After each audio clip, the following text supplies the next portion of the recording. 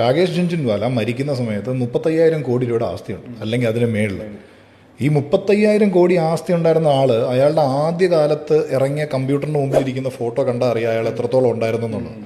Latest ആയിട്ടുള്ള അയാളുടെ photos കണ്ടാൽ നമുക്കറിയാൻ പറ്റും അയാൾ എത്രത്തോളം വലുതായി എന്നുള്ളത്. അയാൾ തന്നെ കൊടുത്ത ഇന്റർവ്യൂവിൽ അയാൾ പറഞ്ഞിട്ടുണ്ട്, ഞാൻ ലോകത്തെല്ലായിടത്തും ഇൻവെസ്റ്റ് ചെയ്തു, പക്ഷെ എൻ്റെ ഹെൽത്തിൽ മാത്രം ഞാൻ ഇൻവെസ്റ്റ് ചെയ്തില്ല.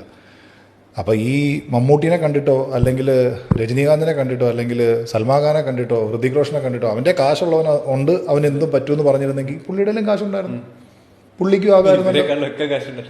ഇവരെക്കാളൊക്കെ എത്രയോ ഇരട്ടി കാശുണ്ട്. അപ്പം പുള്ളിക്ക് വേണമെങ്കിൽ സ്വർണം കൊണ്ട് ഡമ്പൽ ഉണ്ടാക്കി വർക്കൗട്ട് ചെയ്യായിരുന്നു, വേണമെങ്കിൽ ലോകത്തിൽ സ്വർണം കൊണ്ട് ജിമ്മ് തന്നെ വേണേൽ പണിയായിരുന്നു.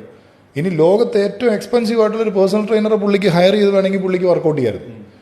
അപ്പം ഇത് എന്തോരം കാശുണ്ടെന്ന് പറഞ്ഞിട്ടും കാര്യമില്ല. ശ്രമിക്കണം, ഇത് ഹെൽത്താണെന്നുള്ളത് മനസ്സിലാക്കണം. ഞാനിപ്പോൾ അടുത്തൊരു വീഡിയോ ചെയ്യാൻ വേണ്ടി അതിൻ്റെ തംബ്നെയിലും അതിൻ്റെ ക്യാപ്ഷനും എല്ലാം റെഡിയാക്കി വെച്ചിരിക്കുകയാണ്. ബെൻസ് ഉണ്ട്, BMW ഉണ്ട്, ബംഗ്ലാവ് ഉണ്ട്, പക്ഷെ ബലമില്ല. ബി വെച്ച് തുടങ്ങുന്ന എല്ലാ സാധനവും ഉണ്ട്, പക്ഷെ ബലമില്ല. ഇതൊക്കെ ഉണ്ടായിട്ട് എന്താ കാര്യം? എല്ലാ സാധനവും ഉണ്ട്, മനുഷ്യന് ആരോഗ്യമില്ലെങ്കിൽ എന്താ കാര്യം?